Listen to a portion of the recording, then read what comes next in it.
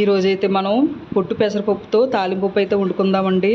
పెసలని బాగా వేయించుకొని వేగిన పెసల్ని తిరగలికి విసురుకొని చెరుక్కుంటే ఇలా పప్పు అనేది తయారవుతుందనమాట. ఈ పప్పు తగినంత పప్పు అయితే ఒక గిన్నెలో తీసుకొని బాగా కడిగి ఇలా కుక్కర్లో వేసుకొని ఉల్లిపాయలు, టమాటీలు, పచ్చిమిరకాయలు ఇందులో వేసుకోవాలి. అలాగే కూరలు వేసుకుంటే కూర కారం వేసుకొని తగినన్ని నీళ్లు పోసుకొని మూత పెట్టి స్టవ్ మీద పెట్టి ఒక 5 విజిల్ వచ్చే వరకు కూడా ఉడికించుకోవాలి. పప్పు అనేది ఈ మాదిరిగా అయితే ఉడకాలన్నమాట. ఇప్పుడు ఇందులో తగినంత ఉప్పు అయితే వేసుకోవాలి. అలాగే కొంచెం కొత్తిమీర కూడా వేసుకోవాలి.